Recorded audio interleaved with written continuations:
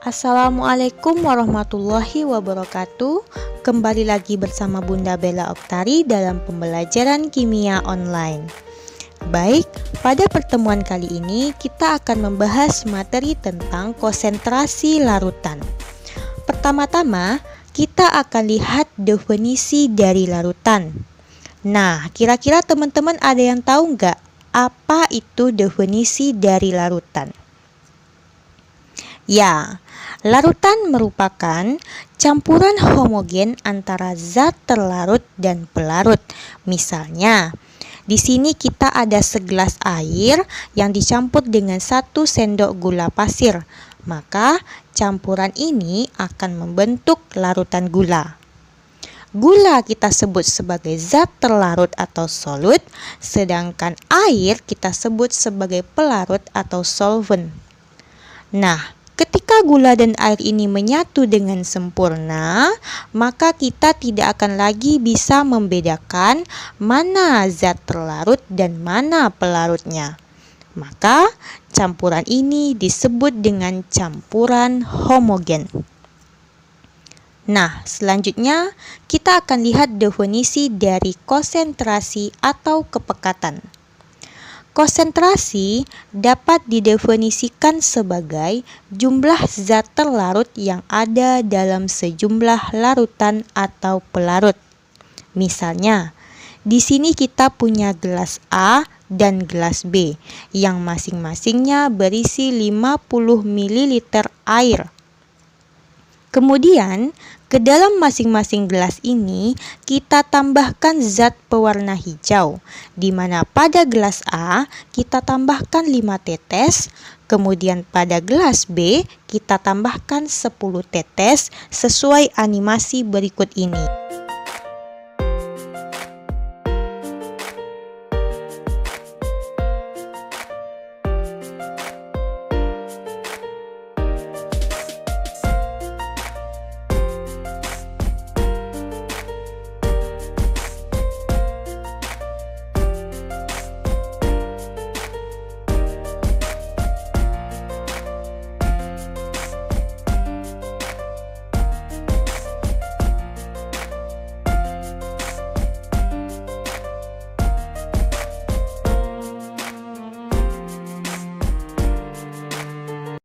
Nah, dari sini kita sudah tahu bahwa pewarna disebut sebagai zat terlarut, sedangkan air disebut sebagai pelarut. Dari kedua gelas ini, tentu saja dapat kita amati bahwa gelas B warnanya lebih pekat daripada gelas A. Karena jumlah zat pewarna yang diteteskan pada gelas B lebih banyak daripada gelas A, sehingga hal ini dapat diartikan bahwa konsentrasi zat pada gelas B lebih besar daripada konsentrasi zat pada gelas A. Oke, selanjutnya kita akan lihat jika zat terlarut yang ditambahkan tak berwarna seperti larutan NaOH berikut ini. Pada gelas A berisi 50 ml air, kemudian diteteskan larutan NaOH sebanyak 2 tetes. Sementara itu, pada gelas B diteteskan larutan NaOH sebanyak 4 tetes.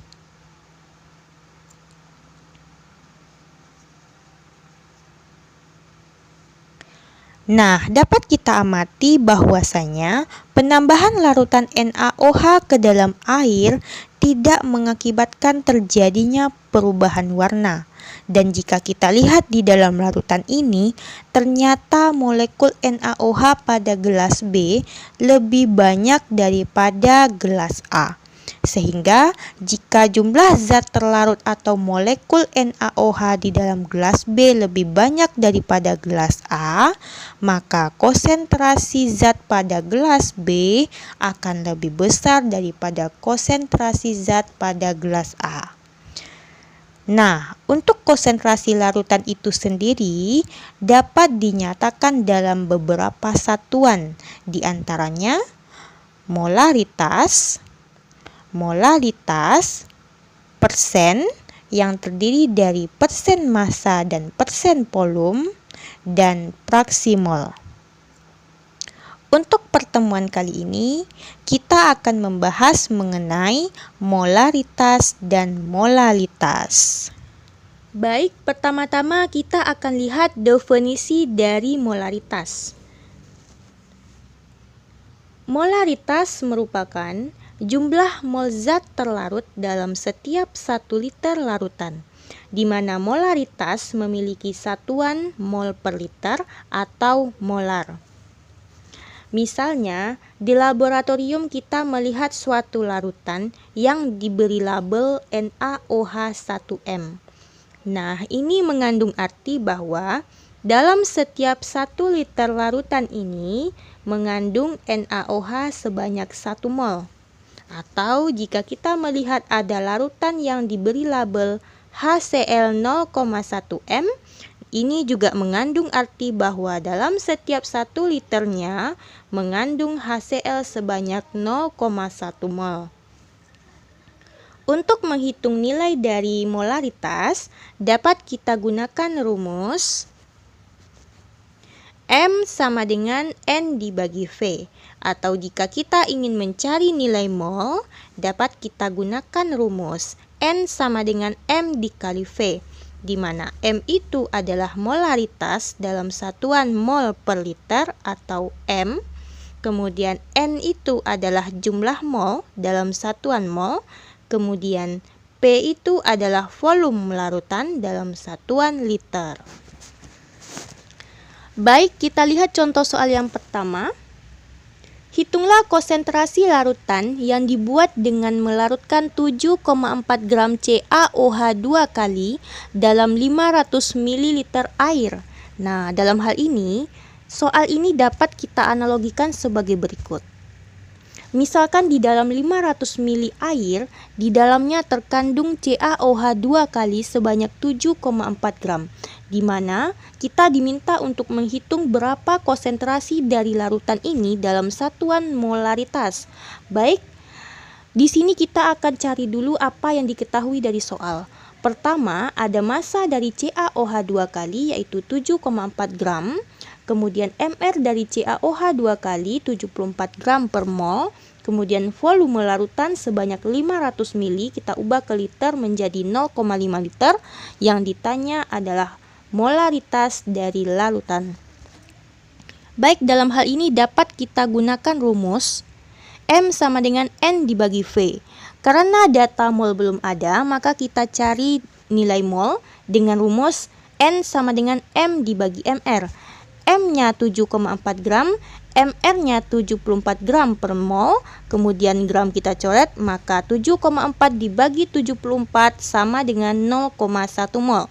Nah, selanjutnya nilai mol kita masukkan ke dalam rumus, sehingga 0,1 mol dibagi volumenya 0,5 liter, maka diperoleh konsentrasi dari larutan ini adalah 0,2 mol per liter atau 0,2 molar. Selanjutnya kita lihat contoh soal yang kedua. Hitunglah massa NaOH yang harus dilarutkan ke dalam 100 ml air untuk membuat larutan NaOH 2 molar. Nah, baik, soal ini dapat kita analogikan seperti ini. Misalnya, kita memiliki 100 ml air. Kemudian, dengan 100 ml air ini, kita diminta untuk membuat larutan NaOH dengan konsentrasi 2 molar. Nah, kira-kira untuk membuat larutan NaOH dengan konsentrasi 2M ini, berapa massa NaOH yang dibutuhkan? Nah, kemudian mari kita lihat yang diketahui. Yang pertama, konsentrasi NaOH yang diminta sebanyak 2 molar. Selanjutnya, MR-nya kita cari. Nah, sehingga diperoleh MR dari NaOH yaitu 40 gram per mol. Kemudian volume larutan 100 ml kita ubah ke liter menjadi 0,1 liter. Kemudian yang ditanya adalah berapa massa dari NaOH yang dibutuhkan. Nah, baik, dalam hal ini kita gunakan rumus mol sama dengan M dibagi MR. Nah, karena kita ingin mencari massa, maka kita gunakan rumus hubungan mol dengan massa. Nah, data yang belum diketahui adalah data mol ya. Nah, jadi kita cari nilai molnya.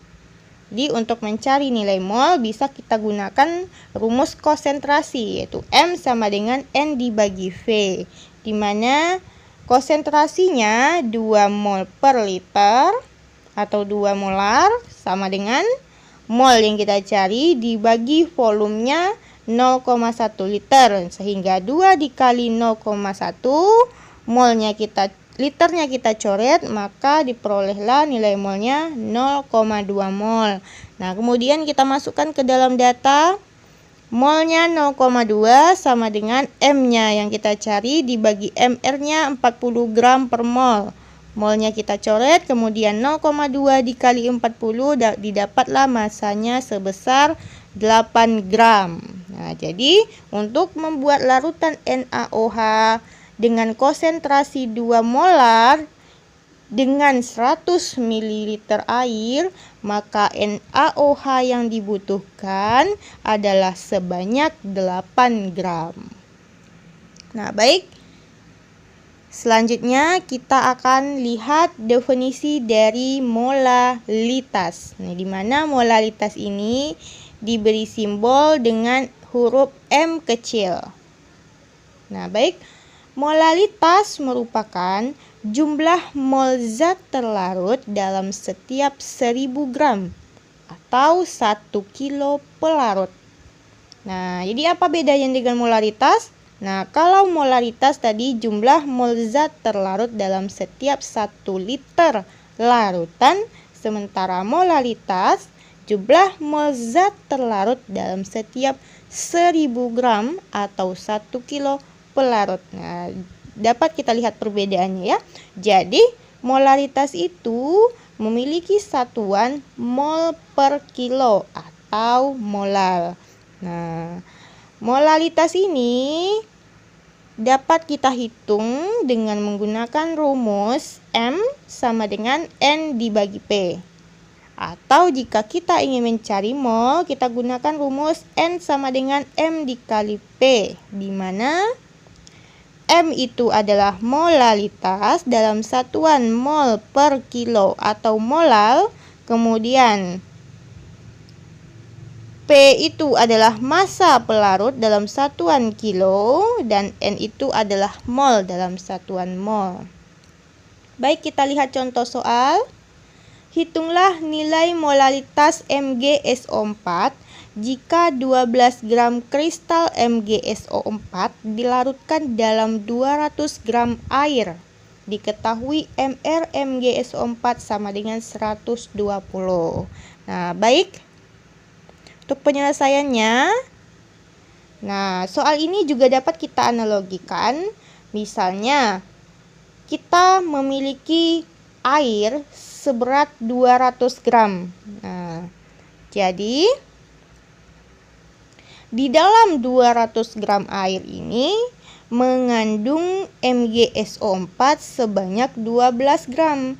Nah, jadi kita diminta untuk menghitung nilai molalitasnya berapa. Nah, jadi kita lihat yang diketahui.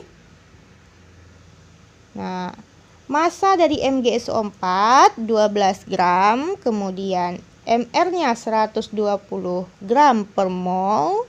Selanjutnya P itu tadi adalah massa pelarut, yaitu 120 gram. Kita ubah ke kilo menjadi 0,2 kilogram.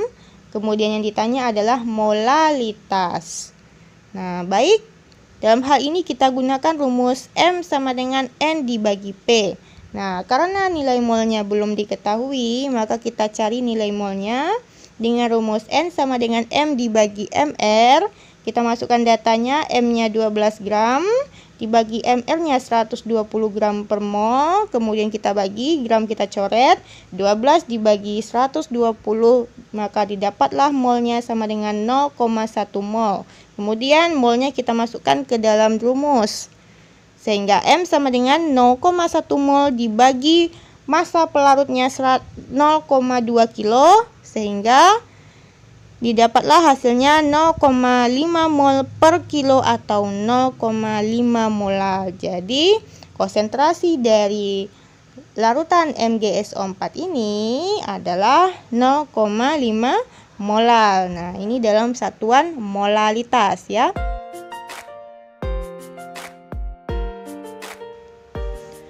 Baik, terakhir kita akan mencoba untuk mereview materi kita mengenai konsep mol, di mana mol itu merupakan satuan jumlah partikel yang dapat dihubungkan dengan beberapa perhitungan, di antaranya hubungan mol dengan jumlah partikel. Mol sama dengan X dibagi L, atau X sama dengan N dikali L, di mana L itu adalah bilangan Avogadro yang nilainya 6,02 dikali 10 pangkat 23 partikel. Selain dengan jumlah partikel, mol juga dapat dihubungkan dengan massa, di mana mol itu sama dengan M dibagi mm, atau M sama dengan N dikali mm, di mana mm itu adalah massa molar yang dapat berupa AR jika itu adalah atom, dan dapat berupa mR jika itu adalah molekul. Nah, selanjutnya mol juga dapat dihubungkan dengan volume gas, di mana mol itu sama dengan V dibagi Vm, atau V sama dengan N dikali Vm, di mana Vm itu adalah volume molar dalam satuan liter per mol. Vm terdapat dua keadaan. Keadaan pertama yaitu keadaan STP, di mana suhunya 0 derajat Celcius dan tekanannya 1 atm, di mana nilai Vm yang berlaku adalah 22,4 liter per mol. Kemudian keadaan yang kedua yaitu keadaan RTP, di mana suhunya yaitu 25 derajat Celcius dan tekanannya 1 atm, di mana nilai Vm yang berlaku adalah 24 liter per mol. Nah, selain keadaan ini juga ada keadaan gas ideal atau keadaan non-STP dan non-RTP, di mana rumusnya yaitu VV sama dengan N dikali R dikali T, atau kita juga dapat membandingkan dua buah gas pada P dan T yang sama, di mana rumus yang kita gunakan adalah V1 dibagi V2 sama dengan N1 dibagi N2. Nah, selanjutnya ada hubungan mol dengan molaritas, di mana mol itu sama dengan M dikali V, atau M sama dengan N dibagi V, di mana V itu adalah volume larutan dalam satuan liter. Selanjutnya ada hubungan mol dengan molalitas, di mana mol itu sama dengan M dikali V, atau M sama dengan N dibagi V, di mana P itu adalah volume pelarut dalam satuan kilo. Nah, ini adalah beberapa perhitungan yang dapat dihubungkan dengan mol. Nah, mungkin cukup sekian materi kita pada hari ini. Lebih dan kurang Bunda mohon maaf. Assalamualaikum warahmatullahi wabarakatuh.